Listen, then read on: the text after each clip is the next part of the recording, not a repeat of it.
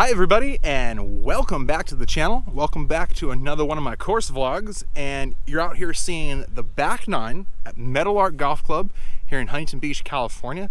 This is my childhood home course. I grew up just across the street, and I've played here so many times. I know the course like the back of my hand, but it's still a very difficult course with teeny tiny little greens, even though it plays only 5,500 yards. Hey, if you're new here, please subscribe down below. I'd love to have you back week after week. Let's check out the 10th hole, a drivable par 4 down the hill. This big hill here at Meadowlark runs through the entire back nine. In fact, 7 straight holes are going to be playing up, down, and all around that slope. Coming down the 10th hole, thread your drive right between the big, old 60-year-old trees, and you'll have a clear shot into the green here. Protected mildly by the bunker on the front left, this green has shrunken over the years, and it's definitely going to have a false area on the back right. It's going to be severely falling off. Now push this drive a little bit off to the right, and it's going to be falling into the trees short right of the green. There is a shot here through the gap though, and just a little baby chip shot, keeping it under the limbs of the trees, and it does roll out through the green and onto the fringe here. Definitely had a look at birdie though, and fed this one on down. Thought it might roll in, but ultimately it's just going to be a comfy tap-in par to start the back nine. Now here we go with another short par 4 under 300 yards. 284 heading straight back up the hill. The green is going to be sitting right next to the 10th tee box, and adjusted for the hill, I'd say this is about 295 yards up the hill. That whole location you see here is not the one I'm going to be playing today. Ours is a little bit more centered, but it is close. Anywhere short of this flag is going to drop down significantly down to a little shelf on the fairway. Now I perfectly caught this drive, sending it right at the green. I saw it bounce on the green and bounce right over the green, right next to the chipping green here next to the 10th tee box. I had a perfect lie though on the fringe, just had to carry that little finger of rough, and I gave myself a look at it here for birdie. Finally able to get a birdie putt to drop. That's the first birdie of the day. And here on hole 12, this was one of my favorite tee shots as a kid. It's the biggest drop off the hill and down to this big, wide fairway, slightly bending to the left. There's plenty of room out there and no trouble to speak of unless you really blast one way right down into the homes. Now coming into the green, this green has a wicked false left edge. I mean, this whole location that you're seeing here is about as close to the edge as you could possibly get. The left third would completely fall off down to the chipping area. Now a nice smooth drive here after that one on number 11. I was feeling confident with it. A nice little turnover draw right down Main Street. And well, that's about the worst shot you could possibly ask for out of a little 3/4 wedge. Right off the bottom of the club and straight over the green. Into this nasty chipping area underneath the trees. I had to chip it up and over my camera and onto the green. I'm not kidding, I chipped it to 3 feet. But you gotta roll the putts in. I was able to finally get that par putt to drop. Oh man, that was a very, very nerve-wracking up and down. And this here, the number 4 handicap is not going to lie. Straight up the hill, 170 yards. It's going to be an easily 5 to 10 yard adjustment up the hill. And then generally, this is playing straight back into the ocean breeze. I just tried to smooth the 7-iron here, but I had lost all my confidence in the short sticks. Tug this one way left. It's severely down the hill, and I'm just praying to chip this one up over the cart path and somewhere up on the putting surface. 25 feet here left for par. I'd love to drop it, but ultimately, you just got to keep it close and avoid any doubles. Able to get the bogey putt to drop, and to be honest, that's a salvaged bogey after that terrible tee shot. Now here, number 14 is another fun one that's going to be playing with the hill once again.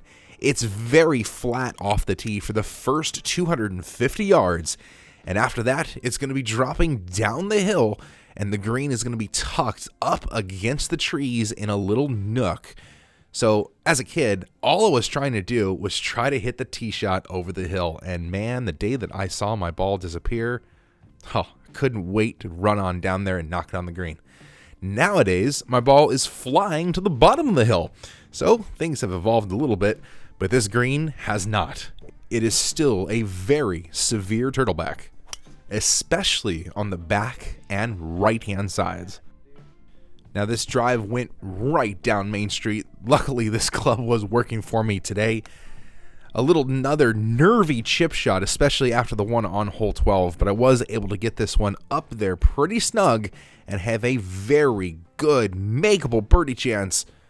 But look at that thing carve right around the back side of the hole. I just gave it too much break and a comfy tap-in par. Now, look at this tucked away tee box way down next to the homes. That's also at the bottom of the hill. Now, we're going to immediately come up to the top of the fairway here and continue climbing all the way up to the hole. And yes, it's only 296 yards. So if you hit something 250, you're going to go right through the fairway. Strategy is paramount here on this hole, and another false front on this wicked small green.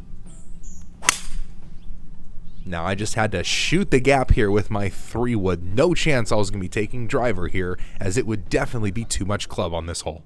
And it turns out that 3-wood was too much club as well, sending me right into the trees behind the 16th tee box.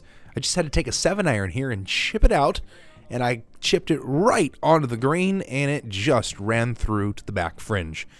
Set up the camera here behind the hole, trying to feed this one down to a comfy distance, but I fed it out to 8 feet.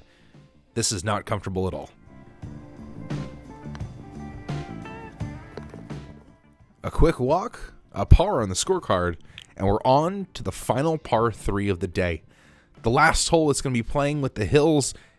It's really kind of a dead flat shot here. Down off the tee and back up into the green. If you can hit the green off the tee, which is the intended play, it's just a flat shot. 160 yards to the middle. That back hole location is pretty nasty, but luckily today I'm playing something in the middle.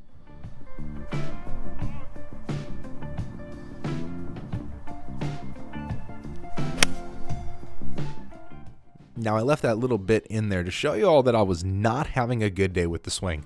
I wasn't feeling comfortable. All the short clubs were going left. That Yankee left is terrifying to see come off the club face. I just don't know where it's going sometimes. I chipped this one up close. I'm still not on the green for my par putt. Oh, it's on line. It was makeable, but you gotta hit the putt. A tap-in bogey. Let's go on to the last par 4 of the day. Number 17, headed straight north back towards the mountains. This 350-yard par 4 is somewhat of a reprieve after playing through the hills for the last 8 holes. You finally get something that's just straight out in front of you, protected only by that greenside bunker front right. This is a somewhat easy green as well, not nearly as severe as the rest. A little slope on the left-hand side does protect any hole locations over there.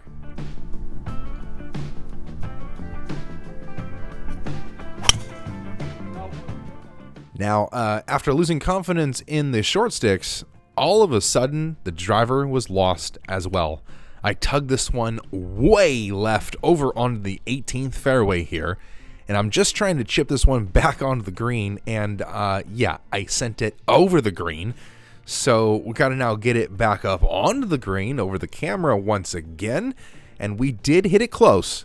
4 feet for par, but not all of the short ones fall. A very, very sloppy bogey. Not the way I'm liking this ending of the round to go, But luckily, there's a par 5 staring right in front of me. Now, off the tee, that water hazard was never an issue as a kid, and now it's coming squarely into play. About 250 to 260 off the tee, I'm going to have to play this tee shot directly over that left-hand bunker to have a safe landing zone for my drive.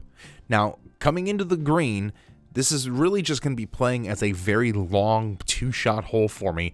That middle bunker is not going to be coming into play, but it does raise up out of the fairway and block your view coming into the green. The greenside bunker right is way tucked out of the way, and the trees on the left protected by the slope around the green.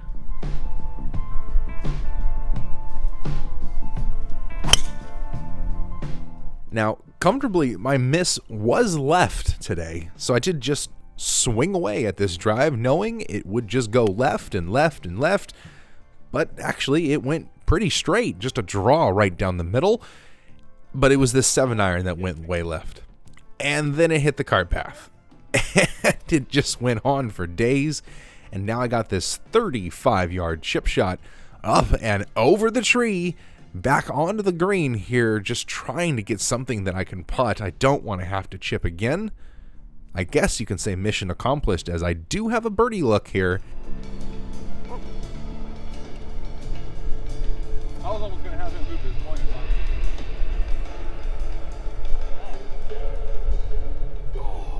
That's just another comfy tap-in par. We'll see you again next time.